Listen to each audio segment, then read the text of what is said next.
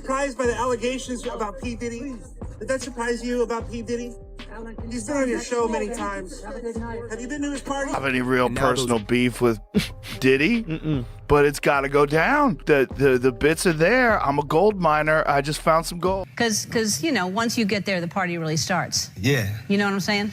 I got you. I promise you I'm not gonna let you down on this big one. All right, For good. real. Good. Your shoes, your feet are gonna have blisters. You're gonna be dancing so hard. I can't wait. No one realizes that the death of Twitch has uncovered the creepy relationship between Diddy and Ellen DeGeneres. After Diddy was arrested, the cause of Twitch's death surfaced. When a reporter talked to Ellen DeGeneres about Diddy, she looked very embarrassed. And I was so touched, just so touched that this song has helped me get through a lot of trials and tribulations. It's fueling you guys to know the power that you have in yourself, to believe that we ain't going nowhere. Y'all got me? There is a very specific type of silence in Hollywood right now. It's heavy, it's uncomfortable, and if you listen closely, it tells you more than any press release ever could. For decades, we watched the biggest stars in the world sit on white armchairs, laugh at curated jokes, and dance around the truth. But the laughter has stopped. With the federal case against Sean Diddy Combs cracking the foundation of the entertainment industry, the public isn't looking at who is talking. They're looking at who is running. And right now, all eyes are on Ellen DeGeneres. You might think she's already been canceled. You might think the toxic workplace scandal of 2020 was the end of the story, but reports circulating, backed by some very loud observations from voices like Joe Rogan, suggest that was just the warm-up. Ellen has abruptly sold her Montecito compound, packed up her life, and moved all the way to a rural corner of England. She says it's because of the election, but the internet has pulled up the receipts, the old interviews, and the uncomfortable clips that suggest a completely different motivation. The timeline of her exit lines up a little too perfectly with the timeline of the Diddy indictments. Is this a retirement, or is it a getaway? The Rogan effect. To understand why this is blowing up again right now, we have to look at the spark that lit the fuse. Joe Rogan. Love him or hate him, Rogan has a way of saying the quiet part out loud to millions of people, and he recently pointed a finger directly at the former queen of daytime TV.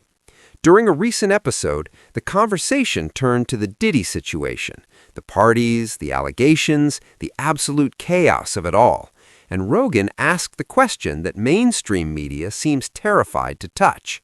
Why is nobody talking about Ellen's proximity to all of this? Rogan pointed out something that feels obvious in hindsight. Ellen wasn't just a host, she was a gatekeeper. Diddy was a regular guest on her show. He wasn't just there to plug a vodka brand, he was there as a friend. They laughed, they joked, and they acted like two people who moved in the exact same circles. Rogan's argument is that you don't have someone on your show that many times, laugh about their legendary parties, and then get to plead total ignorance when the feds kick down the door. It's this concept of the open secret. We've heard it before with Weinstein, and we're hearing it now. The idea is that in the upper echelons of Hollywood, everyone knows, and Rogan is essentially asking, if everyone knew and Ellen was at the center of the social scene, how could she not know?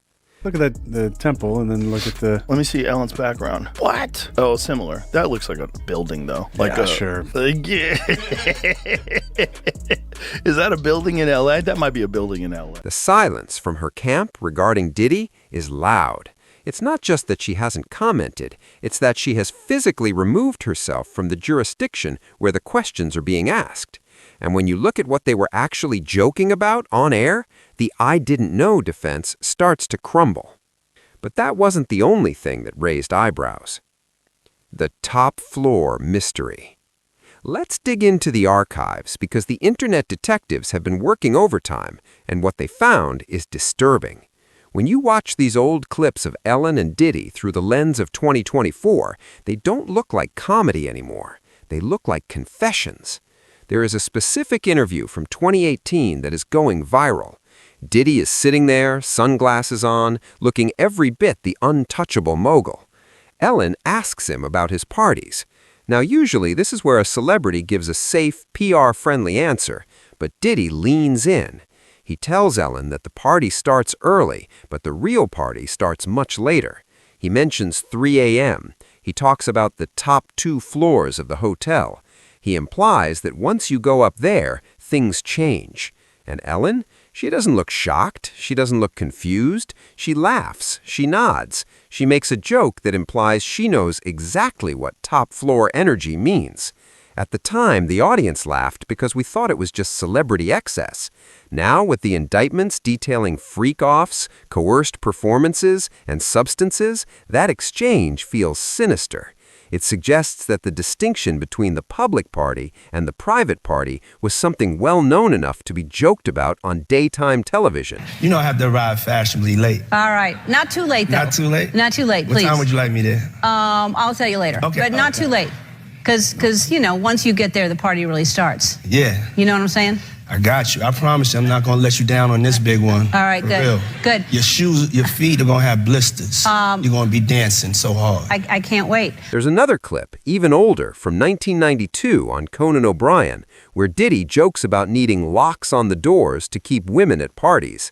Just, so you have, if you don't have what they need, they're gonna leave. Right. Gotta keep them there. Right. You need locks on the doors. Okay, this is sounding kind of dangerous now. It's a little kinky, but Yeah. Again, it was played for laughs, but when you stack Ellen's casual acceptance of these party narratives against the grim reality of the court documents, it becomes impossible to see her as just an innocent bystander. She gave these narratives a safe platform.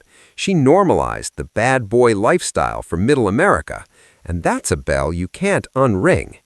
But if it was just bad jokes, she might survive it. The problem is her own reputation had already been destroyed from the inside out. The hypocrisy of be kind.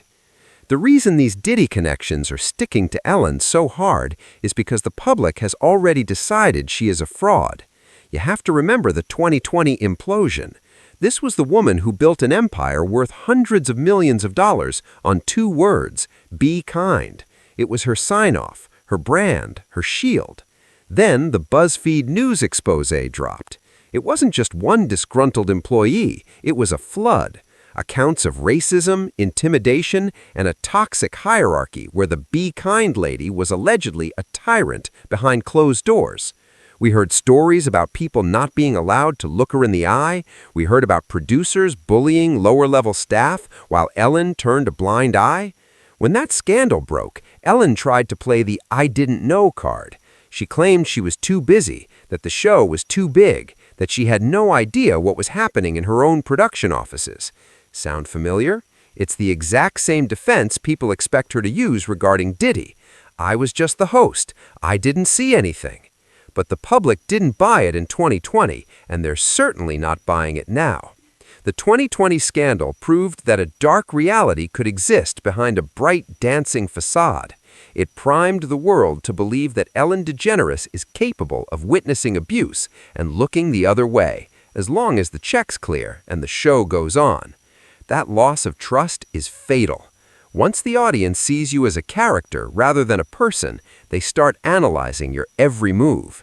And her moves regarding a certain other celebrity prove she knew exactly who the bad guys were. As you may have heard, this summer there were allegations of a toxic work environment at our show, and then there was an investigation. I learned that things happened here that never should have happened. I take that very seriously, and I want to say I am so sorry to the people who were affected. I guess Diddy just kept people at his houses because he's got multiple houses, and he's just had freak out part. Look at him! Look at Saucy Santana! Go Saucy! No, Saucy's crazy. Have you seen Saucy? The Chris Brown paradox.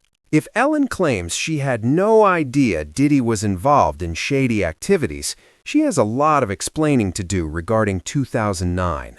This is the smoking gun that many critics point to. After Chris Brown assaulted Rihanna, a visible, brutal public assault, he needed a place to hide. He needed a place to lay low while the media storm raged. Where did he go? He went to Diddy's house in Miami. Diddy harbored him. Diddy provided the safe haven. Ellen knew this. We know she knew this because she interviewed Diddy and asked him about it. She pressed him on why he would help someone who did something so terrible. She postured herself as the moral authority, the defender of women, questioning why Diddy would align himself with an abuser. This leads me to the perfect thing, because I would like you to clear something up. There's a lot of talk going on with Chris Brown being at your place in Miami, and you arranging Chris and Rihanna getting back together. And it's my house, and I'm allowed to get my house wherever I want to get my house. Sure. So that's number one. Number two is that I'm the type of person that I don't cast a stone or cast a judgment on anybody. And so if a friend or friends ask me for a favor, then I'm going to be there for a favor. So here is the paradox. She knew in 2009 that Diddy was the kind of man who protected abusers. She knew he was the guy you call when you've done something unforgivable and need to disappear. Yet, for the next decade, she continued to invite him on her show. She continued to dance with him. She continued to call him a friend. She accepted his presence and validated his status, despite knowing exactly where his moral compass pointed. This destroys the ignorance defense. It shows a pattern of selective morality.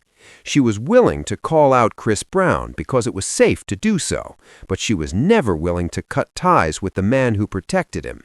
It paints a picture of transactional relationships, where morality is just a talking point for the monologue, not a code to live by. And now, as the heat turns up, she's done exactly what Chris Brown did back then. She's looking for a hideout. The Great British Escape. Let's talk about the move. It's not unusual for celebrities to have vacation homes. It is unusual for a celebrity as American-centric as Ellen DeGeneres to sell her primary residence, a custom-built Montecito compound, and move her entire life to the Cotswolds in England. The official story? She and her wife, Portia de Rossi, were disillusioned by the recent U.S. election results. They claimed the political climate was too toxic, and they wanted out.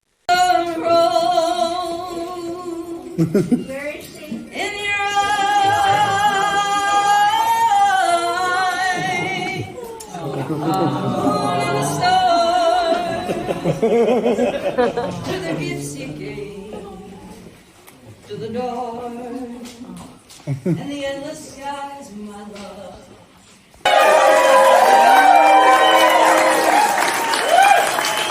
Yeah, just thank God. I was like, you don't have to say. I just adore you. I love you, and I would not be on this earth without you. You save me every day. Thank you for saving me every day. And I'm the lucky one. And wow, everybody, so... It's a convenient narrative. It plays into her political stance and offers a noble reason for fleeing. But the internet isn't buying it. The timing is incredibly suspicious. This move happened right as the Diddy investigation began widening its net.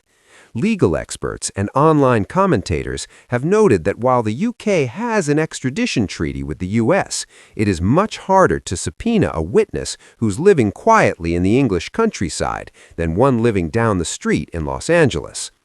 If federal agents start knocking on doors in Hollywood asking, who was at the freak-offs, who saw the tapes, who knew about the trafficking, you don't want to be at home. You want to be 5,000 miles away, raising chickens and pretending you've retired from public life. The sale of the house felt rushed. The departure felt final. It doesn't feel like a vacation. It feels like an evacuation. It echoes the behavior of someone who knows the storm is coming and doesn't want to be standing in the rain when it hits. And she's not the only one. Have you heard that Ellen DeGeneres is moving to the UK after Trump's win? I don't care. Think you'll miss her? No. I think the Brits are gonna like her. I don't know. I'd say we've probably got enough talk show hosts. I think people know her there. Don't really care about her, to be honest. Fleeing the nest, I suppose. I feel like she was popular back in the day, but then kind of fell off a bit. But I hope she does great in the UK. All right, well, let me catch up on what's been going on with me since you saw me last. I decided to take up gardening. I got chickens. Let me see what else I can tell you about that. been going on? Oh yeah, I got kicked out of show. All right, we're back with Sean Diddy Combs. Is it Diddy today? Because sometimes you're Puffy and sometimes you're Diddy. Or sometimes you're Daddy. What are you today? I'm so confused today with it, as long as you say it in a nice way. Echo chamber of silence. Ellen isn't acting in a vacuum. She's part of a broader, synchronized silence that has descended on Hollywood. Notice who else isn't talking. Ashton Kutcher, who once joked about the things he saw at Diddy's parties. Jay-Z, who has been linked to Diddy for decades. The entire A-list roster that used to fight for invites to the White Party has suddenly developed collective amnesia.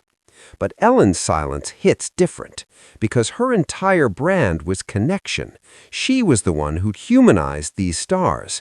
She was the one who made them relatable to the soccer moms and the grandmothers. By staying silent and by fleeing, she's essentially confirming the omerta, the code of silence. Speculation is running wild that this isn't just about Diddy. It's about what Diddy might have on everyone else.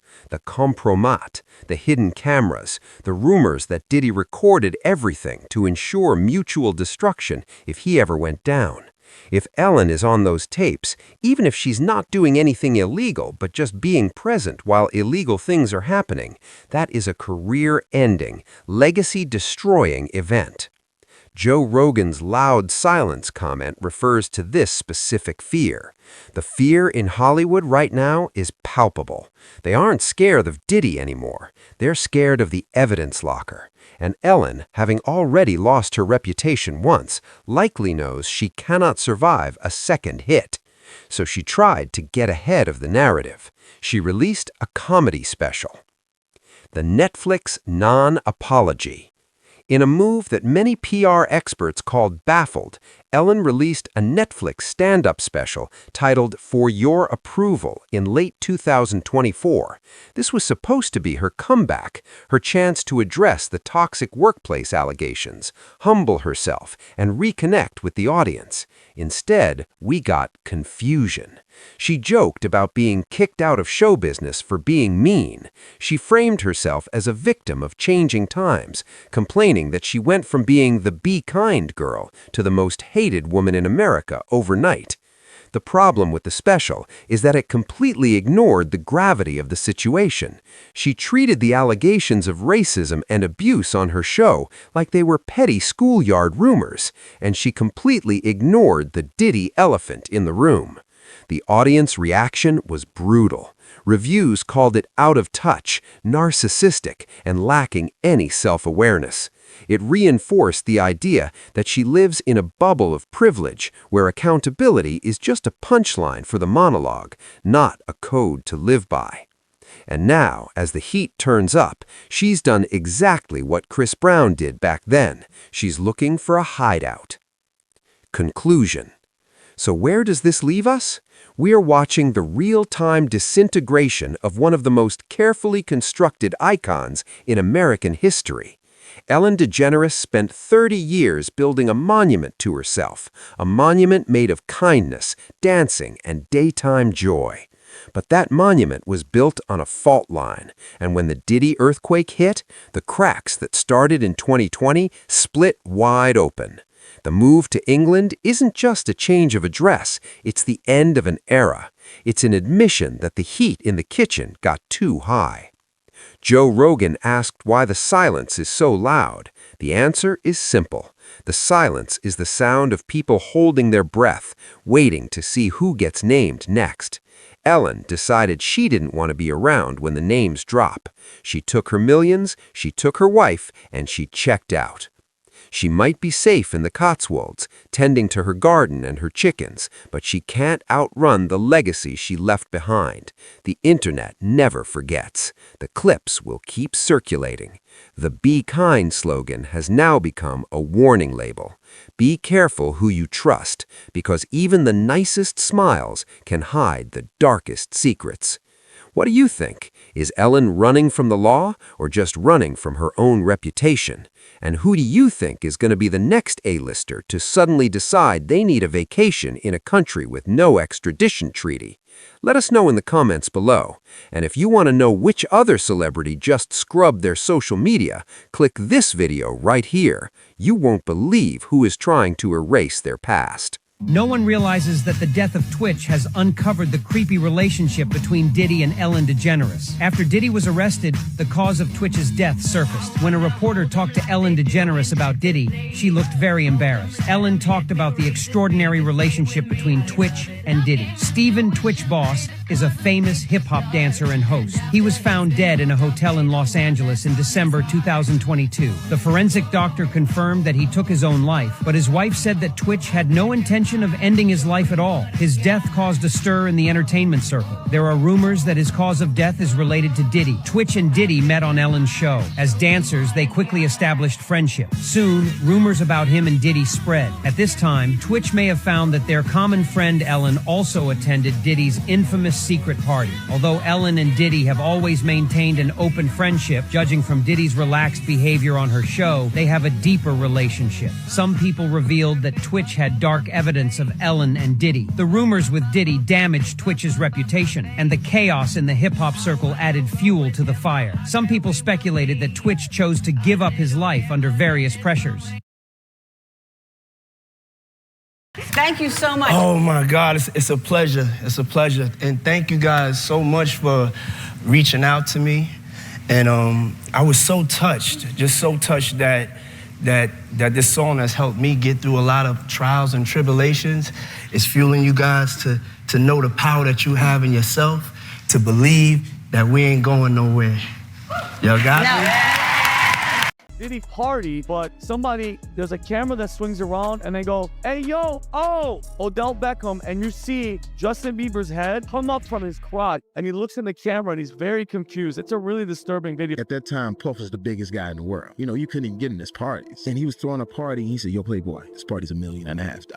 I said, for what? I mean, what are you saying? It costs $1.5 million to throw this party. I said, Puff, I love it. The party's amazing. Yes, the mayor is here and everything. I said, but that's too much. What? I said, you come to my place in LA, I'll throw you a party for $400. That will rival this party. And he got a little mad. He was like, yo, no, I'm known for this shit. Don't. Excuse me, I need the phones, guys. I need your phones.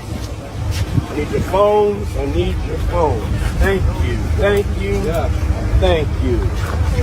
Thank you. And Quincy, I know you have 2 phones, Quincy. Oh, there you go. That's what I love. Yeah. Just Flow. So proud of you, Just Flow. Look at that. Got all the phones. Do I have everybody's phones? So we got 2 cars. We got this car and the car over there. How would you like to? I mean, yeah, we can go get it when we finish. If I get it.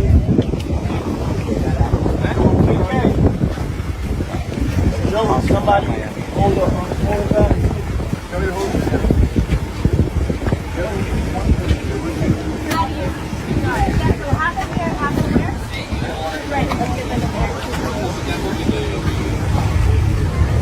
Imagine going about your business at a party. I do feel